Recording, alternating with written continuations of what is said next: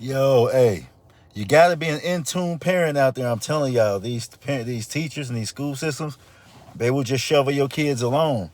I got a 10-year-old. She was in fifth grade last year, bringing home A's and B's in math, 90s. You know what I mean? They got to score 90s.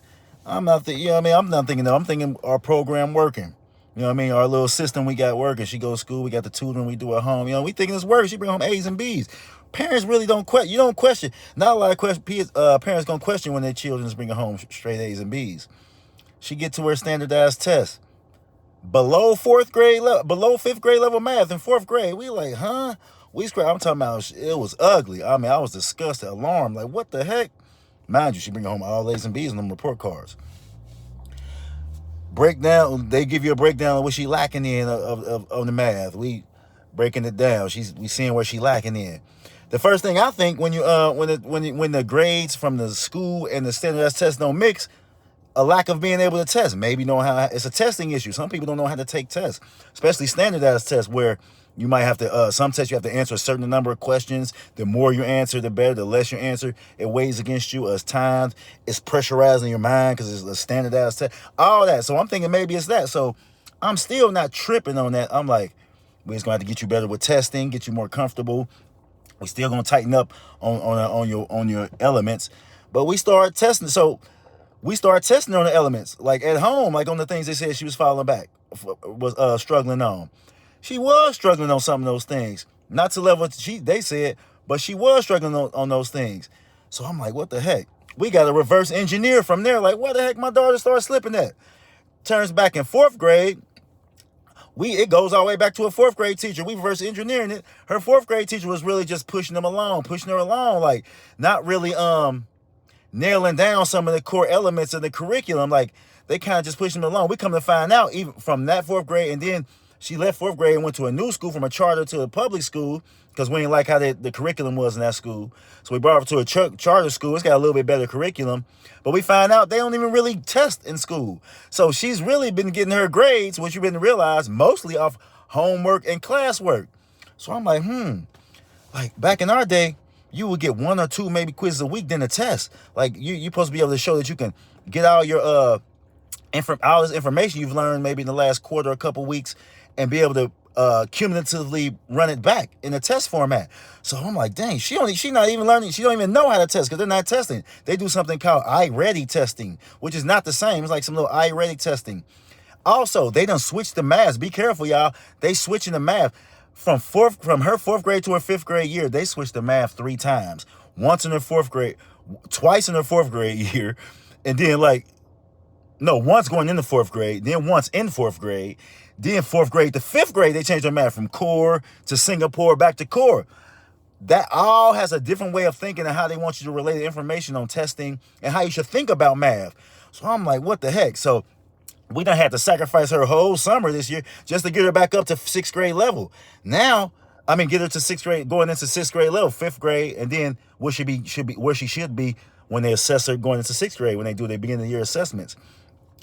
But now we done drilled her out. This basically sacrificed summer and drilled her. She almost to the point where she like it's torture. Like she don't like math, but she do.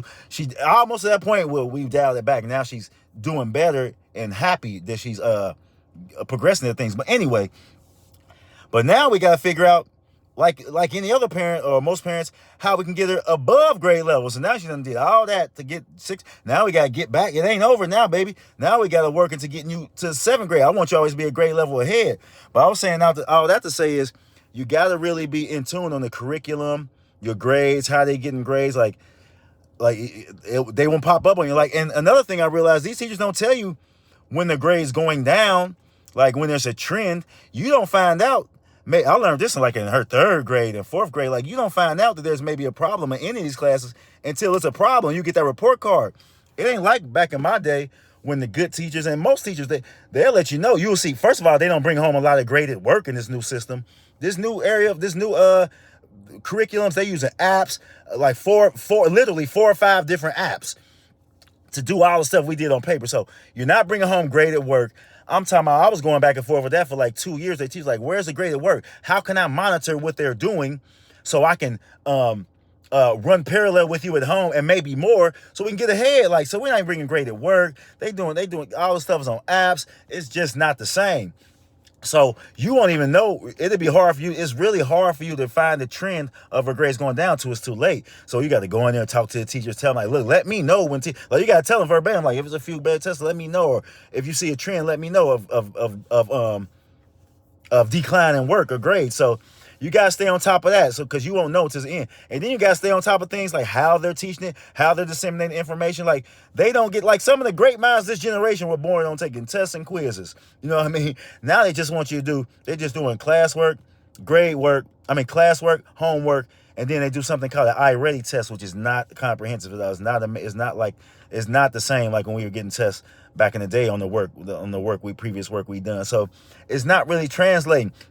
So I'm just saying, you may think your kid is not smart or struggles with math or they don't like math. It's the way they're teaching it. So you got to be an active parent, and it's not easy and it's not comfortable, but you got to be an active parent and go buy workbooks, work with them on your own time.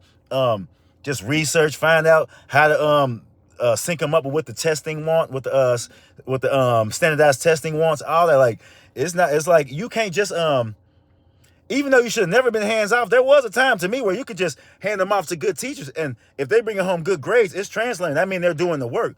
But now the way they do all these work with the apps and the way they grade the work and the curriculum, your child can be bringing home good grades, but they're not really learning what they should.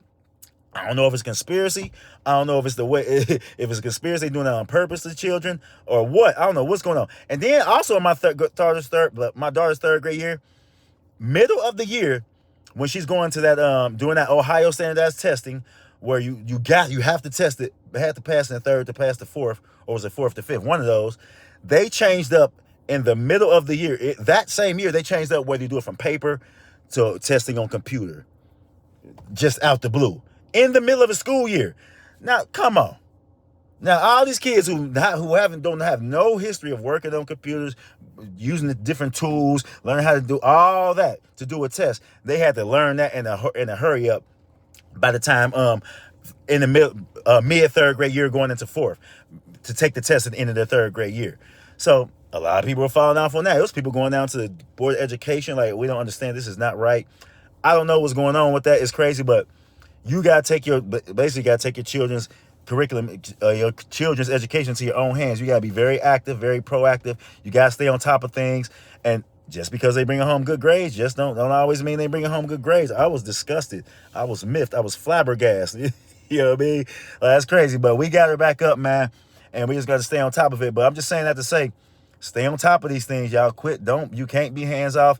They will just pass you. It's just a job. Oh, one more thing before I get out of here. My daughter's fifth grade math teacher, he's somewhere through the year, he was just telling kids, forget how you're showing the work, the way core takes you show the work. Just give me the right answer. You cool. Like, he just said, forget that, right? Which ain't right. Come to find out, he's quitting the teaching profession at the end of this year. He's literally quitting teaching and going to a whole different profession. So this guy just basically turned off his brain on my kids and your kids, other people's kids through the year. You got to, like, these teachers are just humans. These people who make curriculums are just humans. They might have bad motives, ulterior motives, personal issues going on, whatever in their lives. But it's on you and only you to make sure your children get the best education, the best anything in life. But you guys stay on top. They can't stay on top of themselves. They're not smart enough. They're not developed enough. Like, they're learning. So you guys stay on top of it. Stay in these teachers' pockets. Stay on their line. They don't like you talking to them no more. They don't like you coming in. The old days just coming into catching the teacher after school, maybe getting a few words and catching them before school, getting few words in about your child is over, man. They're not letting you in the schools. You got to drop them out front doors. They walking them in the school. You got to talk to these teachers through apps. They taking their time getting back with you. It's crazy, man. So I'm just saying, man, please stay on top of these children, man. They're the future. And these people, you might think your child is struggling in subject, maybe struggling in certain subject, maybe think they're not as smart as other people. It may not be that. A lot of times, I don't think it is that. It's the way they're being taught, what they're being taught, and the way they're being taught. Stay on top of your children, man. Sorry for that long story, y'all. But stay up on top of y'all kids, man. They're your best and your most important asset to you and the world. Because these children, these millions and billions of children, will become millions and billions of adults who run the world. So stay on top of them.